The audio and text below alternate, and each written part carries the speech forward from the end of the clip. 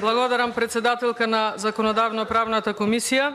Реагирам процедурално, бидејќи вие пред малку се повикавте на членот 93 од Деловникот за работа на Собранието на Република Македонија, кој член 93 во ставот 1 вели дека председателот на Собранието, во случајов председател на комисија, го отстранува пратеникот од седницата, кога и покрај опомената, односно одземањето на збор, го нарушува редот на седницата или употребува изрази со кои се нарушува достоинството на Собранието. Со ова само доказавте дека или сте премногу изморена или навистина како една правничка председателка на Законодавна правна комисија воопшто не го познавате Деловникот. Или пак можеби крајна интенција ви беше овде да ни се заканите дека можеби ќе следува овде отстранување на пратеници, бидејќи вие од нас не сте очекувале култура. Токму што го изразивте председателка на комисија, само го нарушивте достоинството на ова собрание. Ако од нас сте очекувале минимум култура, ние од вас очекувавме минимум познавање на правото и минимум познавање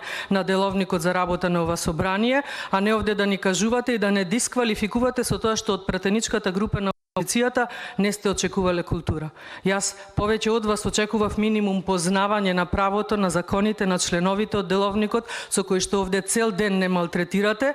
Целта е многу јасна, која вие прочитани сте, затоа ви пречи што се јавуваме процедурално, бидејќи овде се работи, само не според Деловникот на кој што се повикувавте. Повторувам, се повикавте на погрешен член од Деловникот, а доколку сакате да не предупредите дека можеби ќе се дрзнете да преминете на членот 93 од Деловникот и да отстранувате пратеници, верувајте дека уште повеќе само ќе ја подигнете тензијата на јонака веќе зголемената тензија во оваа седница. Вие очигледно тоа го сакате, очигледно и присуството на само минимумот потребни за гласање во Законодавно-правната комисија, бидејќи од вкупно 14 членови со се председателката, присутни се точно онолку колку што треба, само 8, значи воопшто не работи за некаков интерес, одбрана или спротивставување на ставови, туку чисто минимум на потребна неопходна бројка за да овде се помине нешто што не е начин да се помине на ваков подмолен стил, бидејќи кажав и претходно, Законот за игри на среќа и за забавните игри си беше ставен на дневен ред онаму каде што требаше, тоа беше Комисијата за финансирање и буџет.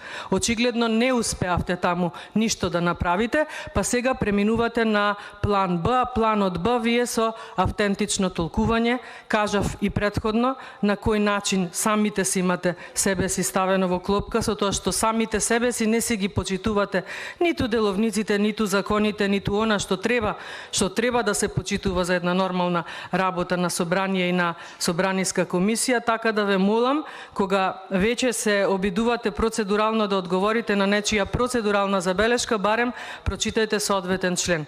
А што се однесува до процедуралното на колешката Рина Ајдари, кое што самите кажавте дека и го давате затоа што била барач на автентично толкување, значи апсолутно немаше врска. Самата колешка Рина Ајдари овдека започна со тоа како да има реплика, па вели овде многумина колеги ме спомена, а ниту се повика на некој член од Деловник, ниту нешто од процедура спомена. Но вие процедурално не ја одговоривте како искусна правничка на тоа дека го промаши процедуралното, самите вие кажавте дека и давате процедурално, бидејќи била предлагач, односно барач на автентично толкување. Значи во оваа комисија се случува денес хаос.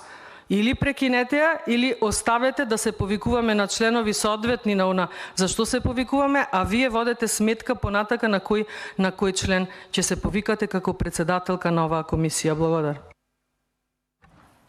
Ви благодарам.